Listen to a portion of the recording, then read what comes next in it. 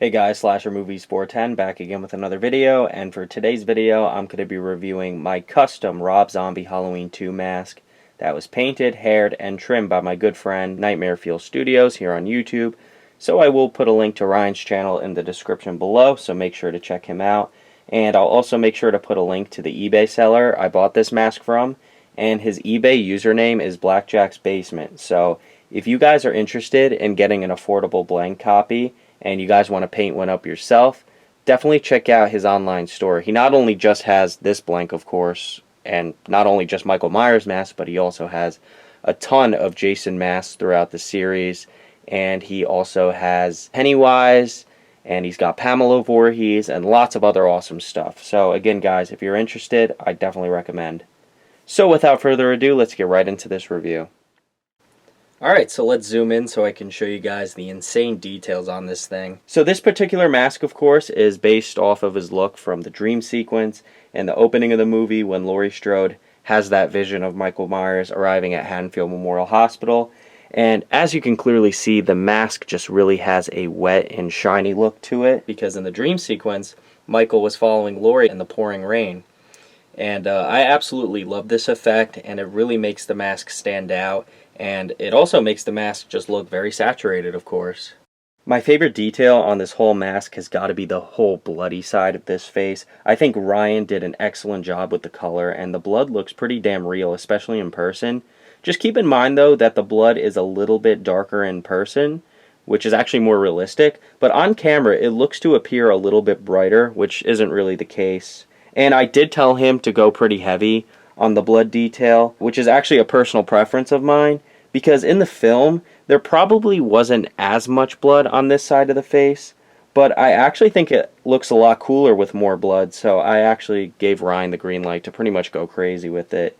And again, the end result is phenomenal. I really like what he did here. It actually kind of looks like Michael Myers' actual face is underneath. And also, at the end of Rob Zombie's Halloween 1, Laurie shot Myers dead in the face, so in my opinion, there should have been way more blood than what we actually saw.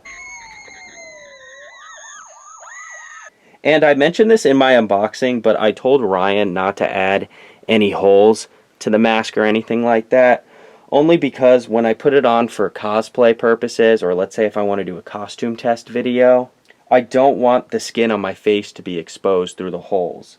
And let's say, for example, if he did add those holes, it might have been a little bit more accurate, I understand that, but I would have to apply fake blood to my face every time I decide to put this thing on. It would just look weird if I wore it without putting any makeup or anything like that on my face. So I avoided that, and I think I made a good decision. But now, whenever I do cosplay for this particular Myers, all I need to do is just throw on some bloody coveralls and bloody up my hands a little bit and call it a day. As you can see over here by his ear, you could actually see some blood splatter all around, which is such a cool attention to detail. And then you could also see some blood splatter go all the way down to the brim of the neck, which is just so damn cool. You could also see two lines right here, and it actually kind of looks like Michael grabbed the mask with his bloody fingers and just kind of wiped it and left a mark while he was putting it on. And that's just such a cool detail, and I'm really glad Ryan included that. There's also a ton of weathering down here. Looks like there's a little burn mark there, which is really damn cool. I'm not sure if that's a burn mark. It actually just might be additional weathering, but yeah, I really love the scars.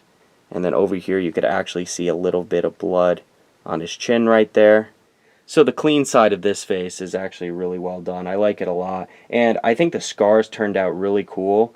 And, you know, the mask isn't completely clean. Of course, you can see some additional weathering all throughout. If I zoom in like that, you can kind of see it.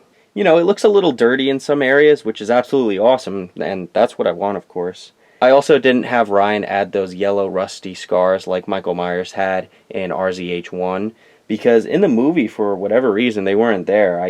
I don't know if they just vanished or what, but they weren't included in this movie, so guessing they just faded away or something, but who the hell knows. The hair is also another feature that I love on this mask.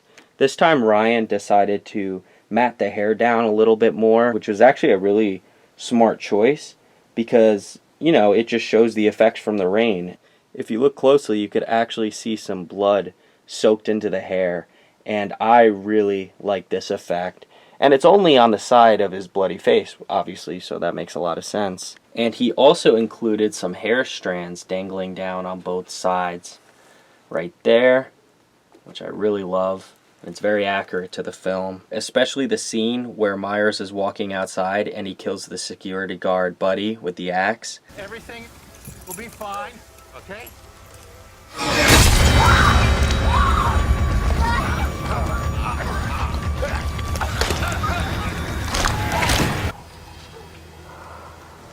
The hair was also misted gray all throughout it, just like in the movie, but there is still some brown visible if you look closely. Also, if I turn the mask around, in the hair you could actually see some raindrops. So let me zoom in right there so you can see that.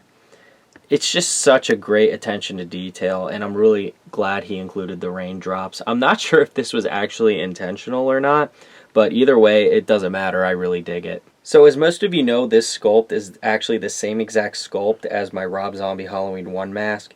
And the reason I got the same exact sculpt is because obviously in the movies, the RZH1 and the RZH2 mask are supposed to be exactly the same in canon. So I just wanted to really be consistent, not only for continuity purposes, but for accuracy as well. And you know, it would just look weird if I got an entirely new sculpt for the RZH2. Especially if I displayed the two masks next to each other. So I definitely believe I made the right choice. I know I've probably said this like 100 times, but this is actually my favorite look in the whole movie, and I really wish they just stuck with this particular look for Michael Myers. As most of you know, I really despise the Hobo Myers mask with half of his mask ripped off his face that he wears later on in the film, because I personally believe that being able to see Michael Myers' face in any way just kind of defeats the whole purpose of the character. And it also humanizes him in a way. And that's why I have some problems with 2018. I didn't like the fact that you saw Michael Myers as like half of his face or the back of his head. That's not how it should be. Michael Myers should always be distant from the camera. So just like my Rob Zombie Halloween 1 mask, this mask also has an insane profile. It just looks very screen accurate, as you can clearly see all throughout it. Couldn't be happier with this mask. I think Nightmare Fuel Studios did a fantastic job on it. By the way, guys, I will definitely be doing a costume test with this mask. I just need to get some more brown coveralls and just bloody them up like crazy. And I'm not going to be using my other brown coveralls because those ones are for my Rob Zombie Halloween 1 cosplay. So I'm just going to buy some new ones to use. And I'm thinking about doing the video in an abandoned hospital or something like that. I just got to look around. I think that would be so damn cool. But I'll see what I can do. I'll make sure to make that video really stand out and stuff. And I also have a lot of costume tests that I owe you guys, so my apologies. I'm going to get to them as soon as I can. So be sure to stay updated on this channel for any updates, of course. So that's the video, guys. I really hope you all enjoyed. Don't forget to like, comment, subscribe. Make sure to hit that notification bell, and I will see you later with some more videos.